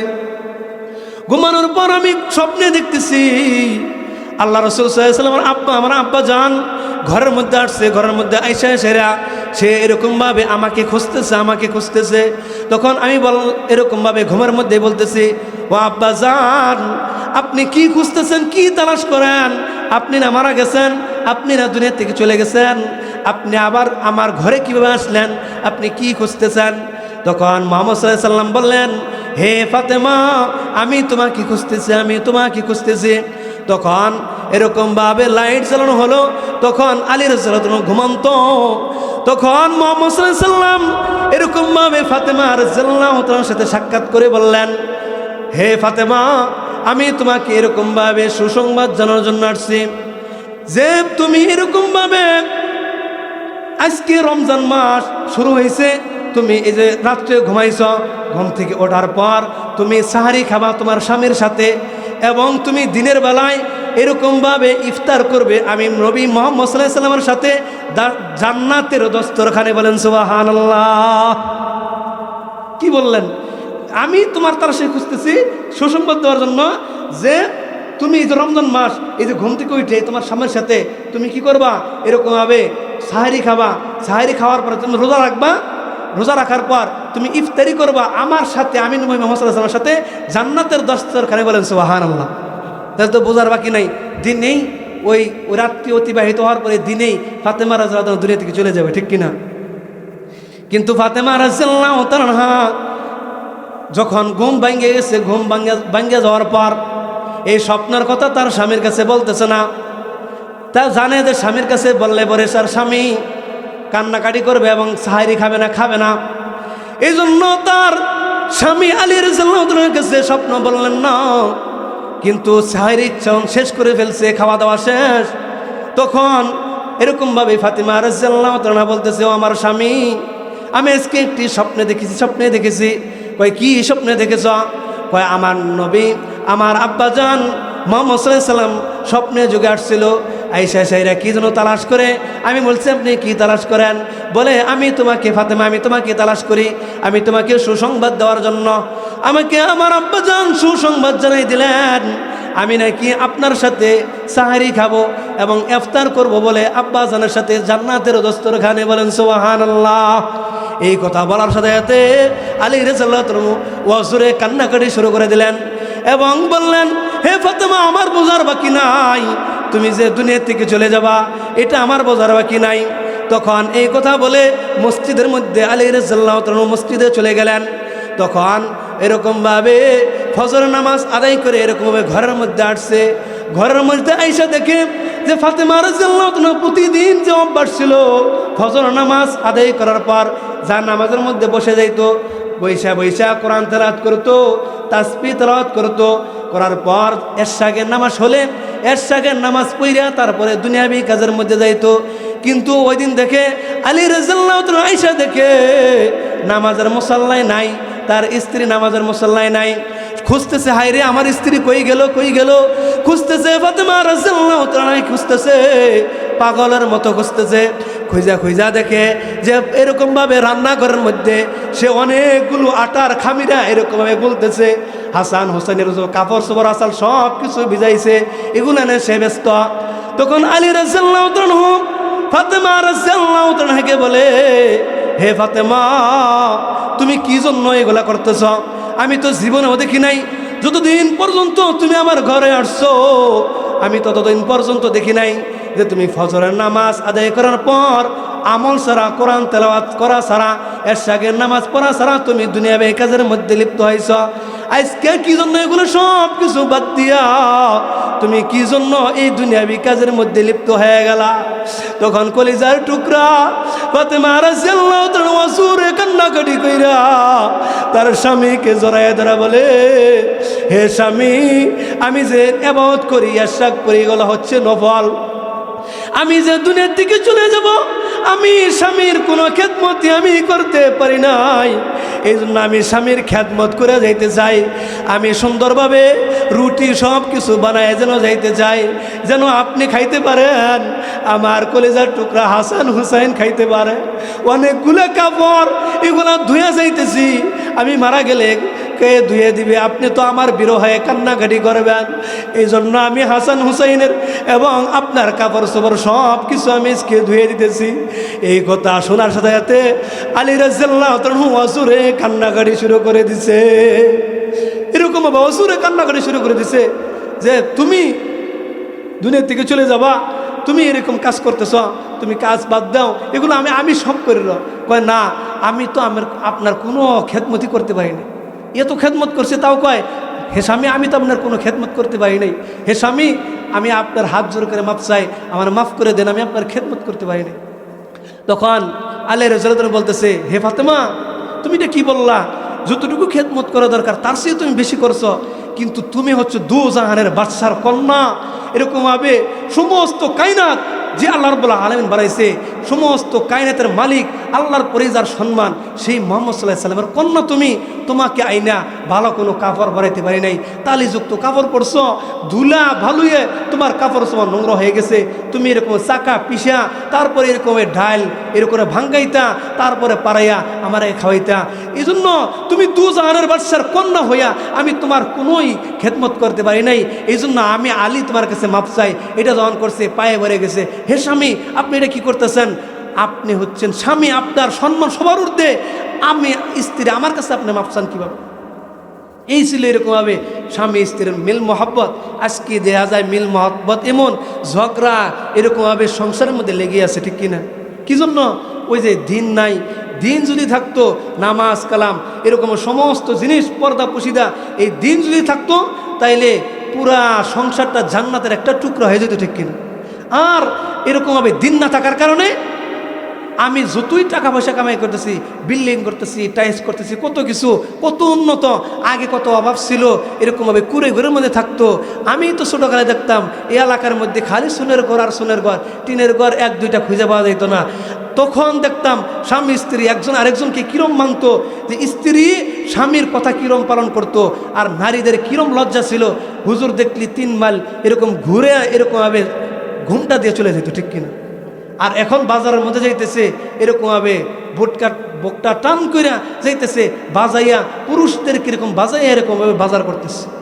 আজকে কত অধপতন, সংসারের মধ্যে কোনো সুখ নাই। কি জন্য?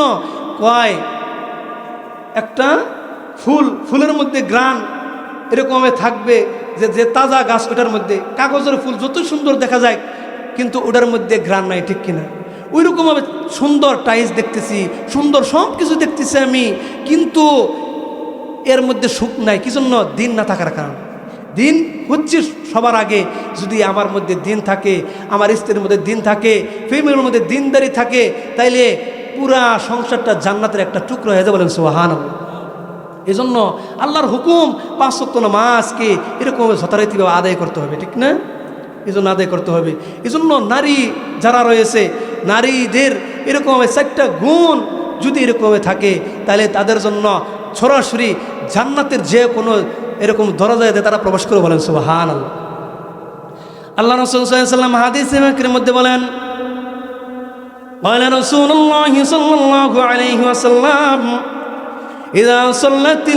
ইযা সাল্লাতিল মারআতু খামসান, যখন কোন নারী 5 ওয়াক্ত নামাজকে এরকমভাবে আদায় করবে, ওয়া সামাত শাহরাহা, এবং রমজান মাসের রোজা রাখবে, এবং ওই ব্যক্তি এরকমভাবে স্বামীর হুকুমকে এরকমভাবে পালন করবে। 1 নাম্বার হচ্ছে 5 ওয়াক্ত নামাজকে আদায় করবে, রমজান শরীফের রোজা রাখবে, স্বামীর এরকমভাবে আনুগত্য করবে, লজ্জাস্থানের এরকমভাবে হেফাজত করবে। আল্লাহ রাসূল সাল্লাল্লাহু আলাইহি ওয়াসাল্লাম বলেন, এই 4টা গুণ যদি এরকমভাবে কোনো নারীর মধ্যে এসে যায়, তাহলে ওই নারী জান্নাতের যে কোনো দরজা ইচ্ছা সে এরকমভাবে প্রবেশ করবে।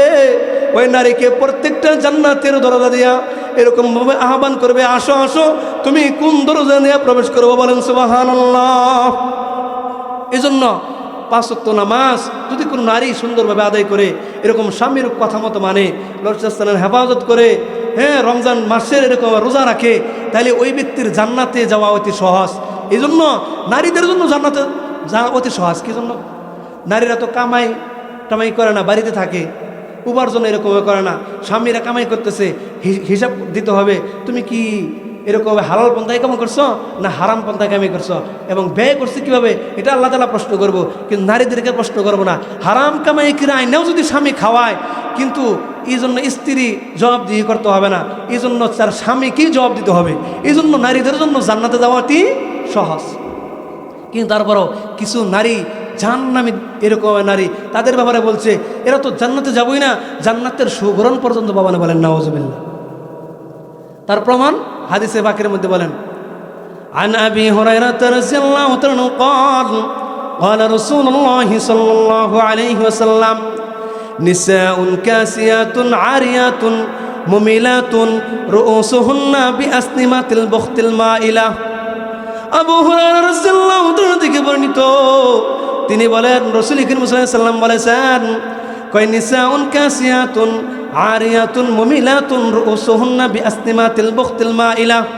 কই এমন নারী, যে নারী এরকম ভাবে পাতলা কাপড় পরিধান করেছে এবং টাইট ফিট কাপড় পরিধান করেছে যে তার অঙ্গ প্রত্যঙ্গ বোঝা যায়, এবং চুলকে এরকম ভাবে খুফা বেঁধে, এবং কেউ কোনো নারী চুলকে সুন্দর করে সাজাইয়া এরকম রাস্তাঘাট বেপরদা হয়ে চলাফেরা করেছে, এরকম লিপস্টিক লাগাইয়া, এরকম মেকআপ লাগাইয়া পুরুষদেরকে দেখাইছে। আল্লাহ রাসূল সাল্লাল্লাহু আলাইহি ওয়াসাল্লাম বলেন, কয় এই সমস্ত নারীরা পোশাক পরিধান থেকেও তারা অলঙ্কার নেয়। কয় এই সমস্ত নারীরা লা ইয়াদখুলুল জান্নাতা, কয় তারা এই সমস্ত নারীরা জান্নাতে যাবে না, জান্নাতে যাবে না। কয় জান্নাতে যাবেই না, ওয়ালা ইয়াজিদনা রিহাহা, এবং জান্নাতের সুঘ্রাণ পর্যন্ত পাবে না। অথচ ওয়ালা ইউজাদু মিন মাসিরাতি কাযা ওয়া কাযা, অথচ জান্নাতের সুঘ্রাণ 500 জান্নাতের 500 মাইল দূর থেকে পাওয়া যায়। বলেন সুবহানাল্লাহ। আল্লাহ রাসূল সাল্লাল্লাহু আলাইহি ওয়াসাল্লাম বললেন যে জান্নাতের সুঘ্রাণ এরকম 500 জান্নাতের 500 মাইল দূর থেকে জান্নাতের সুঘ্রাণ বয়ে থাকে। কই 500 মাইল দূর থেকে কই সুঘ্রাণরা পর্যন্ত এই নারীরা পাবো না, যে সমস্ত নারীরা এরকম বেপরদায় এরকম চলাফেরা করছে, নামাজ রোজা কোনো কিছু করে নাই, তাদের সৌন্দর্য প্রকাশ করে রাস্তাঘাটে চলাফেরা করিয়া এরকম বিন পুরুষদের এরকমভাবে সামনে গেছে, চলাফেরা করেছে, মার্কেট করেছে, এদের জন্য এরকমভাবে বৎকার, এরা হচ্ছে বৎকার নারী, আর এদের জন্য জান্নাত নাই, জান্নাতের সুঘ্রাণ নাই। এই জন্য মা বোনদের পর্দার থাকার দরকার আছে না নাই? আরেক হাদিসের মধ্যে ওই 3 শ্রেণীর মানুষ জান্নাতেও যাব না, এবং কাল হাসরের ময়দানে আল্লাহ রাব্বুল আলামিন রহমতের দৃষ্টিতে তাকাবে। বলেন নাউজুবিল্লাহ। وعن ابن عمر رضي الله عنه قال رسول الله صلى الله عليه وسلم, ইবনে ওমর রাদিয়াল্লাহু তাআলা থেকে বর্ণিত, তিনি বলেন রাসূল করিম সাল্লাল্লাহু আলাইহি ওয়াসাল্লাম বলেছেন, কয় সালাসাতুন লা ইয়াদখুলুনাল জান্নাতা, সালাসাতুন লা ইয়াদখুলুনাল জান্নাতা, কয় 3 শ্রেণীর মানুষ এরকম ভাবে জান্নাতের মধ্যেও যাব না। আল্লাহ রাসূল সাল্লাল্লাহু আলাইহি ওয়াসাল্লাম বলেন, কয় 3 শ্রেণীর মানুষ লা ইয়াদখুলুনাল জান্নাতা, জান্নাতের মধ্যে প্রবেশ করবে না। ওয়ালা ইয়ানজুরুল্লাহু ইলাইহিম ইয়াওমাল কিয়ামাহ, এবং এই 3 শ্রেণীর মানুষ প্রতি আল্লাহ রাব্বুল আলামিন কাল হাসরের ময়দানে রহমতের দৃষ্টিতেও তাকাবো না, রহমতের দৃষ্টিতে তাকাবো না। এই 3 শ্রেণীর মানুষ কারা? আল্লাহ রাসূল সাল্লাল্লাহু আলাইহি ওয়াসাল্লাম বলেন, তার মধ্যে 1 নম্বর হচ্ছে আল আaqu বিওয়ালিদাইহি, মাতা পিতার অবাধ্য সন্তান। 1 নম্বর কি? মাতার অবাধ্য সন্তান। কয় মা বাবার অবাধ্য সন্তান যদি হয়, কয় সে জান্নাতেও যাব না, এবং আল্লাহ রাব্বুল আলামিন কাল হাসরের ময়দানে ওই ব্যক্তির প্রতি রহমতের দৃষ্টিতে তাকাবো না, যে এর প্রতি মা বাবা নারাজ। এই জন্য বলছে রিদাল রব্বি রিদাল ওয়ালিদি, কয় আল্লাহ রাব্বুল আলামিনের মাওলা পাকের সন্তুষ্ট হচ্ছে মা বাবার সন্তুষ্টের মধ্যে, ও সাকাতুর রব্বি সাকাতুল ওয়ালিদি, কয় মা বাবার অসন্তুষ্টির মধ্যে তার রবের অসন্তুষ্টি। মা বাবা রাজি থাকলে তাহলে সন্তানের প্রতি আল্লাহ তাআলা রাজি, আর ওই সন্তান যে সন্তানের প্রতি তার মা বাবা অসন্তুষ্ট, তার প্রতি আমার মাওলা পাক অসন্তুষ্ট। এজন্য বলতেছিলাম যে 3 শ্রেণীর মানুষ জান্নাতে যাব না, কাল হাসরের ময়দানে আল্লাহ তাআলা রহমতের দৃষ্টিতে তাকাবো না। তার মধ্যে 1 নাম্বার গেল, ঠিক না? আল আaqu বিওয়ালিদাইহি, মা বাবার অবাধ্য সন্তান। এবং 2 নাম্বার আল্লাহ রাসূল সাল্লাল্লাহু আলাইহি ওয়াসাল্লাম বলেন, 2 নাম্বার হচ্ছে ওয়াল মারআতুল মুতাশাব্বিহাতু বিররিজাল। 2 নাম্বার হচ্ছে যে পুরুষদের বেশভূষা এরকমভাবে বহনকারী কন্যা, যে সমস্ত নারী মহিলা পুরুষদের মধ্যে পোশাক পরিধান করে, এরকম আশ্রয় নাই সমাজের মধ্যে। প্যান্ট শার্ট পরতেছে, ছেলেও পরে পুরুষও পরতেছে। কয় এই ছেলে না মেয়ে, কয় চিনার যায় না দূরে থেকে, পিছন দিক থেকে, সামনে দিয়ে দেখলে দেখা যায় আসলে এটা একজন নারী। সে পরছে কি প্যান্ট শার্ট, কয়েকজন পুরুষও পরে, সেও পরছে। আল্লাহ রাসূল সাল্লাল্লাহু আলাইহি ওয়াসাল্লাম বলেন, আল মারআতুল মুতাশাব্বিহাতু বিররিজাল, যে সমস্ত নারী পুরুষদের বেশভূষা পোশাকাদি পরিধান করবে, তাদের মতো চলাফেরা করবে, কয় এদের প্রতি আল্লাহ তাআলা রহমতের দৃষ্টিতে তাকাবো না, এবং কাল হাসরের ময়দানে এদের প্রতি রহমতের দৃষ্টিতে তাকাবো না, এবং জান্নাতে যাব না। বলেন নাউজুবিল্লাহ। 3 নাম্বার আল্লাহ রাসূল সাল্লাল্লাহু আলাইহি ওয়াসাল্লাম বলেন, 3 নাম্বার হচ্ছে ওয়াদ-দাইয়ুস, দাইয়ুস জান্নাতে যাব না, এবং কাল হাসরের ময়দানে আল্লাহ রাব্বুল আলামিন রহমতের দৃষ্টিতে তাকাবো না। দাইয়ুস কাদেরকে বলে? আল্লাহ রাসূল সাল্লাল্লাহু আলাইহি ওয়াসাল্লাম বলেন, দায়ুস হচ্ছে সমস্ত নারী, যে সমস্ত নারীরা বেপরদা হইয়া তাদের সৌন্দর্যকে বিন পুরুষদেরকে দেখায়, এই সমস্ত নারীরা হচ্ছে দায়ুস। এবং ওই সমস্ত পুরুষরা হচ্ছে দায়ুস, যে সমস্ত পুরুষরা তাদের নারীদেরকে পর্দায় রাখে না। যে মা বাবা তার মেয়েদেরকে পর্দায় রাখে না, ওই মা বাবা হচ্ছে দায়ুস। এবং ওইভাবে স্বামী যদি তার মেয়েকে পর্দায় না রাখে, বেপর্দায় চলে, তাহলে ওই স্বামী হচ্ছে দায়ুস। এইভাবে এরকমভাবে স্বামী দায়ুস, তার মা বাবা দায়ুস, এবং ওই নারী যে পর্দায় চলে হচ্ছে দায়ুস। ওই দায়ুস জান্নাতেও যাব না, এবং কাল হাসর ময়দানে আল্লাহ রাব্বুল আলামিন রহমতের দৃষ্টিতে তাকাবেন, বলেন নাউযুবিল্লাহ। এই জন্য 3 শ্রেণীর মানুষ, সব রেফারেন্স সহকারে হাদিস সহ বলা হইতেছে, ঠিক কিনা? এই জন্য বাঁচার কোনো উপায় নাই। এই জন্য যে জান্নাতে যেতে চাই, কোরআন এবং হাদিসের পথে আসি, এরকমভাবে যেইভাবে কোরআন এবং হাদিস বলে সেইভাবে আমি এরকমভাবে চলাফেরা করি, তাহলে আমার জন্য সুন্দর জান্নাত আল্লাহ রাব্বুল আলামিন রেখে দিয়েছে, বলেন সুবহানাল্লাহ। কোন জান্নাত এরকমভাবে আমরা ছেড়ে দিতেছি, আমরা একটু কল্পনাও করতেছি না। দুনিয়ার 1 টাকা 2 টাকার জন্য কত পেরেশানি, মাথার গাম পায়ে ফেলতেছি। কিন্তু যদি বলা হয় যে নামাজ পড়লে এই সোয়াব, এই দোয়া পড়লে এত কোটি গুণ সোয়াব দেওয়া হবো, এক কান্দার সময় আর এক কান্দা বাইরে দেবো, 1 কোটি হইলে কি 50 কোটি হইলে কি, এটা তার নগদ দিতেছে না, বাকি আখেরাতে পাওয়া যাবোই কি যাব না, এটার কোনো ঠিক আমি বলে নাউযুবিল্লাহ। হ্যাঁ, বিশ্বাস নাই, আখেরাতের প্রতি বিশ্বাস নাই। দুনিয়ার 1 আনা 2 আনা 5 টাকা 10 টাকা এটা বিশ্বাস সামনে দেখা যাইতেছে, এই জন্য এটার জন্য আমি পাগল। কিন্তু এরকম আখেরাতে সেটা আমি এরকম দেখতেছি না দেখিয়া, এই জন্য আমি সেটার প্রতি আগ্রহী না। এরকমভাবে আখেরাতকে আমি দাম দিতেছি। জান্নাত, জান্নাত কত সুন্দর। আল্লাহ রাসূল সাল্লাল্লাহু আলাইহি ওয়াসাল্লাম বলেন, হে দুনিয়ার মানুষ, জানো জানো জানো, জান্নাত এত সুন্দর, জান্নাত জান্নাত এত দামি, এত দামি, পুরা পৃথিবীকে যদি 1000 লক্ষ বারও বিক্রি করা হয়, তারপরে জান্নাতের 1 বিঘত জায়গা খরিদ করা সম্ভব না। ওই জান্নাত এত সুন্দর, এত সুন্দর যে আমি আল্লাহ রাব্বুল আলামিন জান্নাতকে এত সুন্দর করে সৃষ্টি করে রাখছি, যে জান্নাত তোমরা কোনোদিন দেখো নাই, সেটা তোমরা কোনোদিন কল্পনাও করতে পারবা না, কল্পনাও করতে পারবা না। সেই জান্নাত কয়, যে ব্যক্তি সবার শেষে জান্নাতে যাবে, শুধু একদিন মাত্র কালেমা পড়ছে, নামাজ রোজা হজ যাকাত কোনো অনেক আমলই করে নাই, খালি বদ আমল আর বদ আমল, ওই কোটি কোটি কোটি বছর জাহান্নামের মধ্যে থাইকা ওই ব্যক্তি ওই কালেমার জন্য সবার শেষে জান্নাতে দেওয়া হবে। তারপরে ওই ব্যক্তিকে এই পৃথিবীর 10 পৃথিবী, এই দুনিয়ার 10 দুনিয়ার সমান জান্নাত দেওয়া হবে, বলেন সুবহানাল্লাহ। তাকেও 70টা হুর প্রদান করা হবে। সবার শেষে যে জান্নাতে যাব, মাত্র সে একটা কালেমা পড়ছে, কোনো নেক আমল নাই, কালেমা পড়ার কারণে শেষে জাহান্নাম খাটতে খাটতে খাটতে খাটতে একদিন একদিন সে জান্নাতে যাব, সবার শেষে জান্নাতে যাব। তারপরও এই দুনিয়ার 10 দুনিয়ার সমান জান্নাত দিব, 70টা হুর দিব, বলেন সুবহানাল্লাহ। তাহলে আমরা যদি বিনা হিসেবে জান্নাত যাই, তাহলে আমাদের জান্নাতটা কত বড় হবে, আমাদের নাজ নেয়ামত কত বড় হবে, ঠিক কিনা? আল্লাহ রাসূল সাল্লাল্লাহু আলাইহি ওয়াসাল্লাম বলেন, জানো জানো জানো, জান্নাত এত সুন্দর, জান্নাত এত সুন্দর। ওই জান্নাতের মধ্যে যখন মানুষ এরকম ভাবে যাবে, জান্নাতে ব্যক্তি যখন জান্নাতের মধ্যে প্রবেশ করা হবে, তখন ওই জান্নাতের যত এরকমভাবে হুর গালমান থাকবে, তারা বালাখানায় অপেক্ষা করে থাকবে। তার রানী সবচাইতে বড় সিংহাসনের মধ্যে হেলান দিয়ে অপেক্ষা করতে থাকবে, এবং তার অনেক সেবিকা থাকবে, সেবিকা যারা এরকমভাবে খাদেম, দাসী, ওই দাসীগুলা অনেক খাবার লইয়া লাইন ধরে দাঁড়ায় থাকবে স্বাগত জানানোর জন্য। যখন ওই জান্নাতি ব্যক্তিকে ফেরেশতারা নিয়ে যাবে, নিয়ে এসে জান্নাতের দরজা গেট খুলে দেবে। গেট খুলে দেওয়ার সাথে সাথে ওই যে খাদেমার সেবিকা, ওই তাদেরকে দেইখা পাগল হয়ে যাব। তখন তাদেরকে স্পর্শ করে যাব, তখন ওই সেবিকারা বলবো, সি সি জাহাপনা, আপনি কি করতেছেন? কয়, আমি তো আপনার রানীও নই, আমি আমাদেরকে আপনার জন্য শুধু খেদমতের জন্য, এই যে দেখেন আপ্যায়ন করার জন্য আমরা হচ্ছে আপনার দাসী। ওই দাসী হিসেবে আল্লাহ তাআলা বানাইছে। তখন ওই রাজা যখন ওই ব্যক্তি জান্নাতে যাবে, ওই ব্যক্তি আশ্চর্য হয়ে যাব, হায় রে, দাসী যদি এত সুন্দর হয়, তাহলে আমার জন্য যে এরকমভাবে হরগেলমান সৃষ্টি করে রাখছে, আমার জন্য যে রানী সৃষ্টি করে রাখছে, সে না জানি কত সুন্দর। বলেন সুবহানাল্লাহ।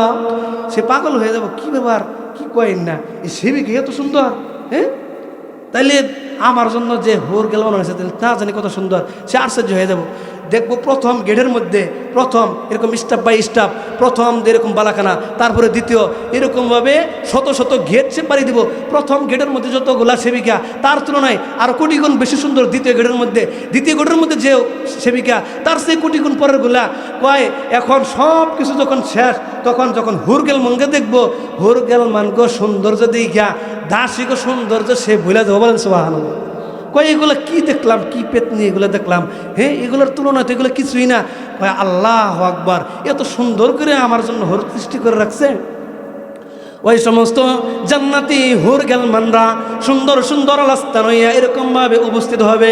কয় সুন্দর করে একজনে ফল, আপেল, কমলা, আঙ্গুর, কলা, বেদানা, কয় এক একজনে, কয় হাজার হাজার হুরগেলমানরা এক একজনের কাছে এক এক ধরনের খাবার, কয় এক এক করে খাইতে থাকবে, সব খাইয়া শেষ করে দেবে। এমন কি যে দস্তরখান, কয় দস্তরখানটাও একটা খাবার, কয় দস্তরখানটাও খাইয়া শেষ করে দেবে। বলেন সুবহানাল্লাহ। এরকম খাওয়া দেবো, কয় খাই একটা ঢেক দিব, শেষ, আবার ক্ষুধা লাগবে, আবার খাবো। কয় পায়খানা, পেশাব এগুলো কিচ্ছুই হবে না জান্নাতের মধ্যে, খালি ঢেক দিব আর শেষ। এই নাম হচ্ছে জান্নাত। বলেন সুবহানাল্লাহ। এই জান্নাতের মধ্যে যে বালাখানার মধ্যে এরকমভাবে ওই এই সিংহাসনের মধ্যে, বালাখানার মধ্যে বড় একটা খাট পালং থাকবে। ওই এই খাট পালংকে সম্পূর্ণ স্বর্ণ রূপা দ্বারা আল্লাহ রাব্বুল আলামিন সৃষ্টি করেছেন। এর মধ্যে যে কারুকার্য সব হচ্ছে মণিমুক্তা দ্বারা আল্লাহ রাব্বুল আলামিন সাজাইছে। ওই গদির মধ্যে সে উঠবে, আবার এরকমভাবে উপরের দিকে যাবে, আবার উঠবে, এরকমভাবে বারবার এরকম স্প্রিং করতে থাকবে। আর উপরের মধ্যে সুন্দর সুন্দর এরকমভাবে ফল ঝুলতে থাকবে। সমস্ত ফলের বৃক্ষ, কয় এরকম শাখা হচ্ছে নিচের দিকে, ফল হচ্ছে নিচের দিকে, তার গোড়া হচ্ছে উপরের দিকে। সে এরকমভাবে ওই বালাখানার মধ্যে সুন্দরভাবে খাটের মধ্যে শুয়ে থাকবো। তার খেয়াল হবে যে আমি একটা ফল খাই, ও আল্লাহ, এই ফলটা আমার খেতে মনে চাইছে, আমি এটা কষ্ট করে ফাইরে খাইতে পারবো না, ও আল্লাহ আমি এই ফলটা খাইতে চাই। অটোমেটিক সে সিরা তার মুখের কাছে আসবে, বলবে ও আল্লাহ আমি চাবাইয়ে খাবো না। তখন অটোমেটিক গইলে গেলে তার মুখের মধ্যে যাওয়া। বলেন সুবহানাল্লাহ। এর নাম হচ্ছে জান্নাত।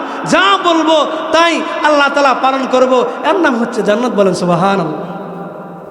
কয় জান্নাতের মধ্যে হঠাৎ করে তার মন চাবো তার হরগেলমানদেরকে লইয়া বেড়াইতে যাবে। হঠাৎ করে সে সাগরের মধ্যে বেড়াবে, তার খেয়াল হবে তখন সাগর পাড়ের মধ্যে, ওই সাগরের মধ্যে যত জাহাজ সব স্বর্ণের রূপার। ওই এরকমভাবে জাহাজের মধ্যে যেতে থাকবো। ওই জাহাজের মধ্যে হুরগেলমানরা নাচানাচি করবে। সমস্ত বৃক্ষরাজি যত পাতা রয়েছে, এক পাতা আরেক পাতার মধ্যে লাইগা এরকম প্রতিধ্বনি সৃষ্টি হবে। বলবো হয়তো আমাদের যে দুনিয়াতে বাদ্যযন্ত্র আছে তার মতো হব না। না না, তোমার খেয়াল ধারণা বল, এই দুনিয়ার সমস্ত বাদ্যযন্ত্রকে যদি সব কিছুকে একখানে করে বাদ্যযন্ত্র বাজানো হয়, তারপরেও এক পাতা আরেক পাতার সাথে লাগার কারণে যে প্রতিধ্বনি হবে, এই দুনিয়ার সাথে কোটি কোটি গুণ সুন্দর হবে। বলেন সুবহানাল্লাহ। এইভাবে জান্নাতি হুরগেলমানরা ওই জাহাজের মধ্যে নাচতে থাকবে, গাইতে থাকবে। হঠাৎ করে ওই জাহাজের পাশে সুন্দর সুন্দর মাছ, সোনালী কালার মাছ আইসা বলবে, আসসালামু আলাইকুম ইয়া আহলাল জান্নাহ। হে জান্নাতের অধিবাসীরা, আমাদের খেদমত, আপনাদের খেদমতের জন্যই আল্লাহ রাব্বুল আলামিন আমাদেরকে সৃষ্টি করে রাখছেন।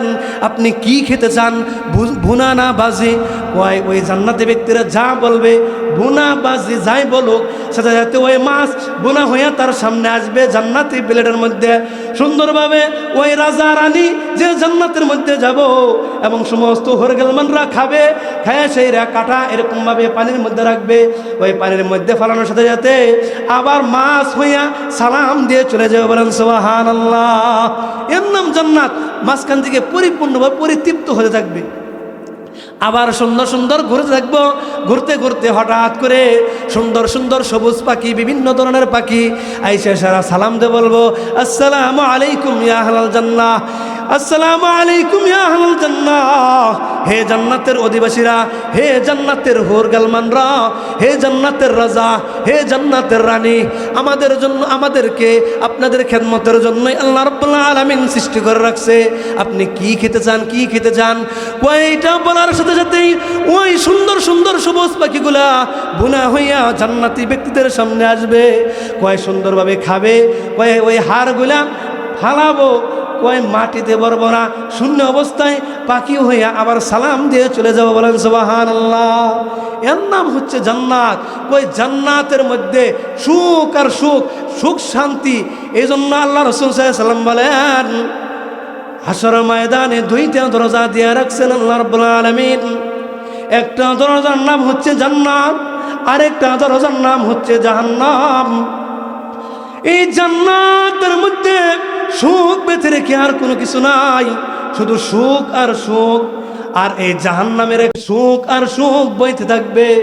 আর কোনো ব্যক্তি যদি জাহান্নামে যায় তার উপায় নাই, তার উপায় নাই, কারণ সেই জায়গায় শুধু কষ্ট আর কষ্ট। এই জন্য আল্লাহ রাসূল সাল্লাল্লাহু আলাইহি ওয়াসাল্লাম বলেন, এ দুনিয়া কবি সুখ হ্যায় কবি দুঃখ হ্যায়, यही क्या नाम दुनिया है। ए दुनिया कभी सुख है कभी दुख है, यही ना यही का नाम दुनिया है। दुनिया সুখ দুঃখ দ্বারা আল্লাহ রাব্বুল আলামিন সাজাইছেন।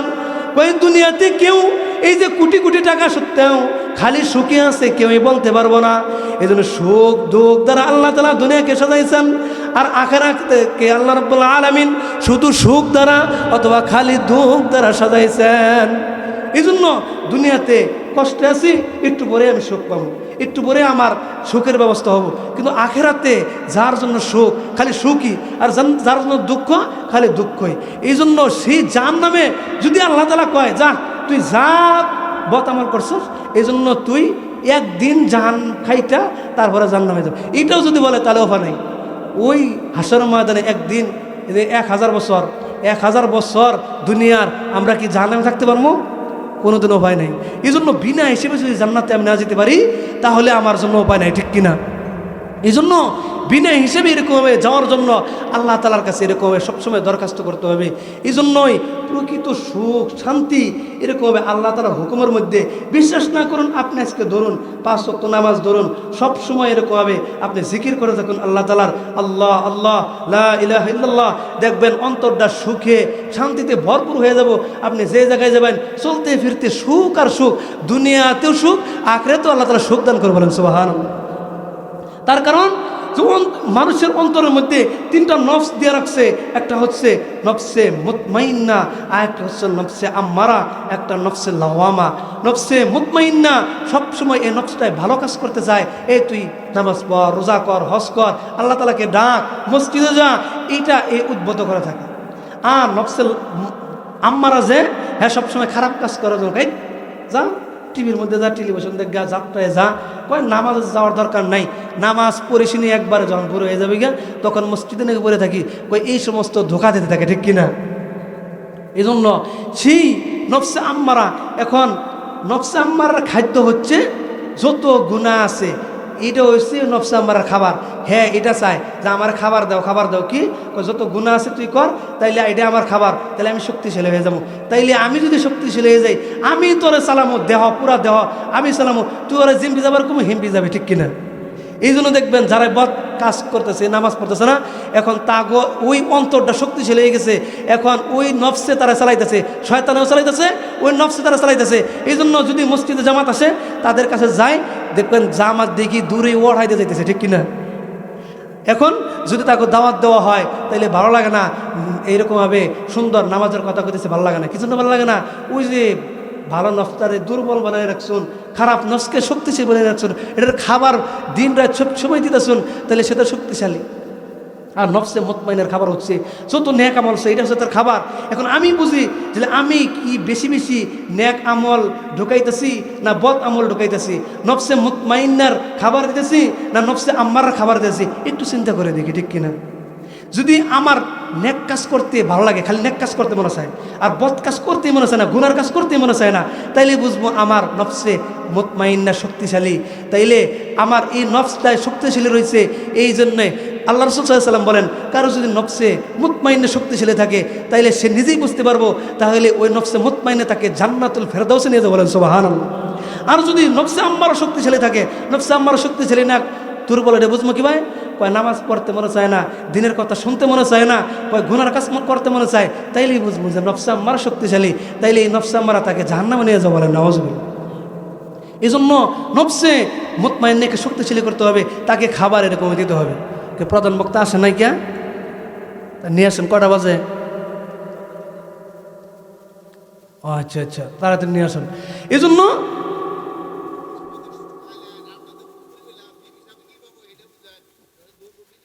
ও আচ্ছা আচ্ছা, বিবি সাহেবের জন্য এরকম হবে সুন্দর সুন্দর।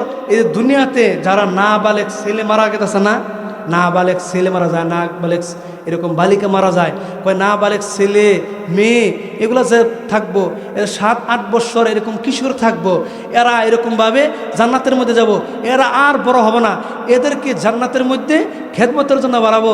এই সমস্ত নারীদের যারা জান্নাতে যাব তাদের জন্য যত ধরনের খেদমতের প্রয়োজন এরা এরকমভাবে এগুলা সারবো, এবং তাদের জন্য দাসীও আল্লাহ রাব্বুল আলামিন রাখছে।